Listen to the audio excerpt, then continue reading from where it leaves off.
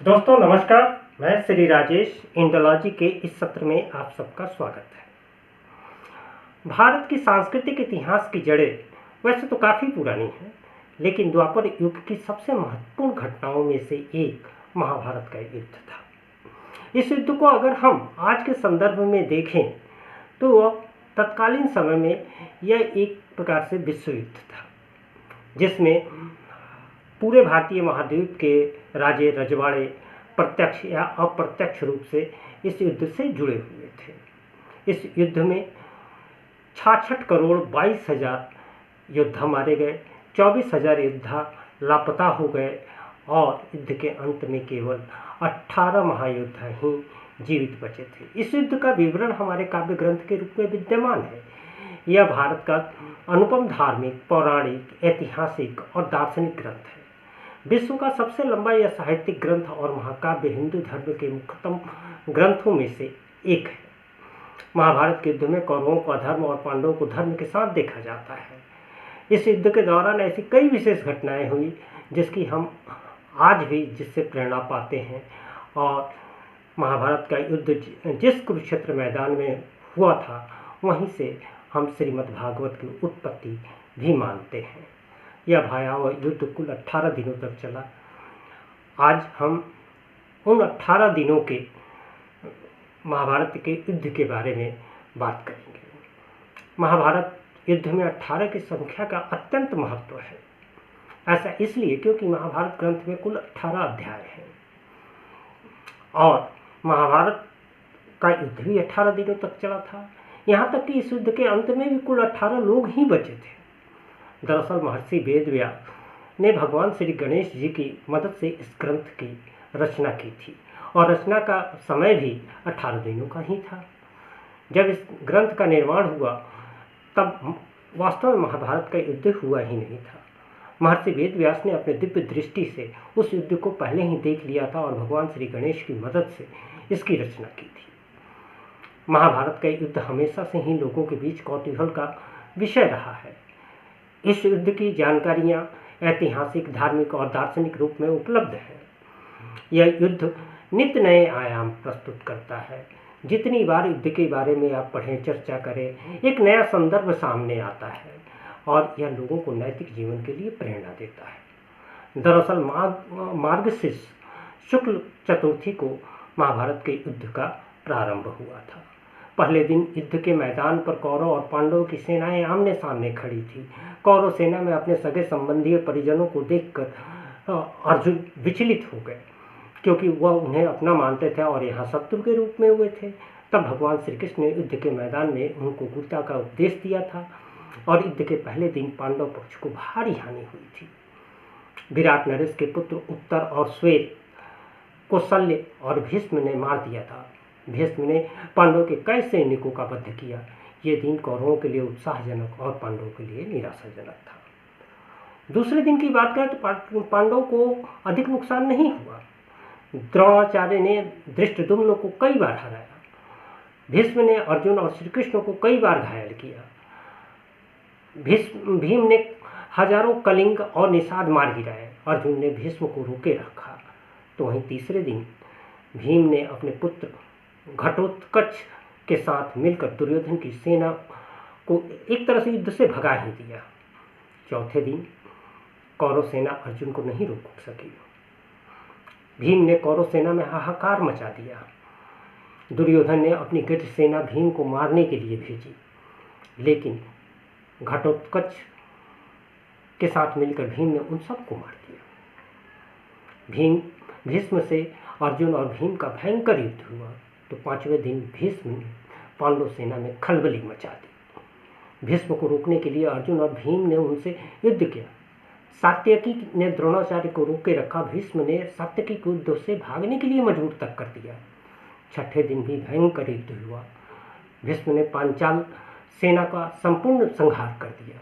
सातवें दिन अर्जुन कौरव सेना पर हावी हो जाते हैं और धृष्टद्युम्न दुर्योधन को युद्ध में हरा देते हैं। अर्जुन का पुत्र इरावन विंद और अनुविंद को हरा देता है। दिन के अंत में भीष्म पांडव सेना पर फिर हावी हो जाते हैं। आठवें दिन भी भीष्म पांडव सेना पर हावी ही रहते हैं। भीम धृतराष्ट्र के 8 पुत्रों का वध कर देते हैं। तब भीष्म की आज्ञा से भगदत्त, घटोत्कच, भीम, युधिष्ठिर व अन्य पांडव सैनिकों को पीछे ढकेल देते हैं। दिन के अंत तक भीम धृतराष्ट्र के 9 और पुत्रों का वध कर देते हैं। 9वें दिन दुर्योधन भीष्म से कर्ण को युद्ध में लाने की बात कहता है। तब भीष्म उन्हें आश्वासन देते हैं कि या तो युद्ध में श्री कृष्ण को शस्त्र उठाने के लिए मजबूर कर देंगे या फिर पांडवों में से किसी न किसी का वध कर देंगे। युद्ध में भीष्म को रोकने के लिए श्री कृष्ण को अपनी प्रतिज्ञा तक तोड़नी पड़ी और वे शस्त्र उठा लेते हैं। 10वें दिन पांडव श्री कृष्ण के कहने पर भीष्म से उनकी मृत्यु का उपाय पूछते हैं और अर्जुन शिखंडी को आगे करके भीष्म पर बाण चला देते हैं। अर्जुन के बाणों से भीष्म बाणों की सैया पर लेट जाते हैं। 11वें दिन कर्ण युद्ध में आते हैं। कर्ण के कहने पर द्रोणाचार्य को सेनापति बनाया जाता है। दुर्योधन और शकुनी द्रोण से कहते हैं कि युधिष्ठिर को बंदी बना लेंगे तो यह युद्ध एक तरह से खत्म हो जाएगा। दुर्योधन की योजना अर्जुन पूरी नहीं होने देते। कर्ण भी पांडव सेना पर भारी पड़ते हैं। 12वें दिन युधिष्ठिर को बंदी बनाने के लिए शकुनी और दुर्योधन अर्जुन को युधिष्ठिर से काफ़ी दूर भेजने में अपने षड्यंत्र में कामयाब हो जाते हैं, लेकिन अर्जुन समय पर पहुंचकर युधिष्ठिर को बंदी बनाने से रोक लेते हैं। 13वें दिन दुर्योधन राजा भगदत्त को अर्जुन से युद्ध करने के लिए भेजता है। भगदत्त भीम को हरा देते हैं, अर्जुन के साथ युद्ध करते हैं, अर्जुन उनका वध कर देते हैं। इसी दिन द्रोण युधिष्ठिर के लिए चक्रव्यूह की रचना करते हैं जिसे केवल अभिमन्यु ही तोड़ना जानता था, लेकिन वह निकलना नहीं जानता था। अभिमन्यु अकेला ही सभी कौरवों से युद्ध करता रहा और अंत में मारा जाता है। पुत्र अभिमन्यु की वध का प्रतिशोध लेने के लिए अर्जुन अगले दिन जयद्रथ को वध करने की प्रतिज्ञा ले लेते हैं और ऐसा न करने पर अग्नि समाधि लेने को कहते हैं। 14वें दिन अर्जुन की अग्नि समाधि वाली बात सुनकर कौरव जयद्रथ को बचाने की योजना बनाते हैं और सेना के एकदम सबसे पिछले कतार में उन्हें छुपा देते हैं, लेकिन कृष्ण द्वारा किए गए मायावी सूर्य आस्त के कारण जयद्रथ बाहर आ जाता है और अर्जुन उसका वध कर अपनी प्रतिज्ञा पूरी करते हैं। इसी दिन द्रोण, द्रुपद और विराट को मार डालते हैं। 15वें दिन पांडव छल से द्रोणाचार्य को अश्वत्थामा की मृत्यु की बात सुनाते हैं। इसके बाद द्रोण समाधि ले लेते हैं। इस दशा में धृष्टद्युम्न द्रोण का वध कर देते हैं। 16वें दिन कर्ण को कौरव सेनापति बनाया जाता है। वह पांडव सेना का भयंकर संहार करते हैं। कर्ण नकुल सहदेव को हरा देते हैं, किंतु माता कुंती को दिए गए वचन के कारण उन्हें मारते नहीं।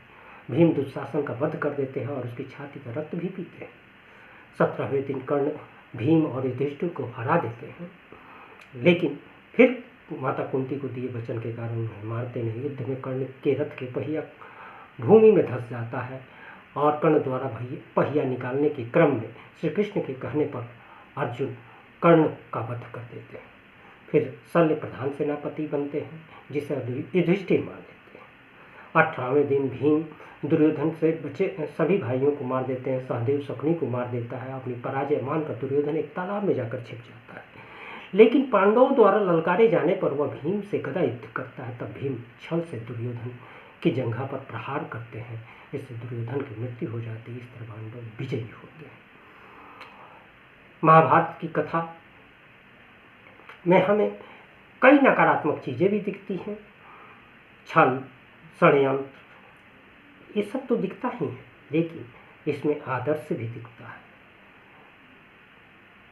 जब पांडव भीष्म से उनकी मृत्यु का उपाय पूछते हैं तो भीष्म अपनी मृत्यु का उपाय बताते हैं। यह एक तरह से एक अलग ही आयाम प्रस्तुत करता है। महाभारत के कई परिप्रेक्ष्य हैं। अगले किसी वीडियो में हम महाभारत के दौरान हम सिर्फ चक्रव्यूह की बात करते हैं, लेकिन कितने और व्यूह की रचना की गई इस पर भी आपके साथ वीडियो लेकर आएंगे। यह वीडियो आपको कैसा लगा अपना कमेंट जरूर कमेंट बॉक्स में दें।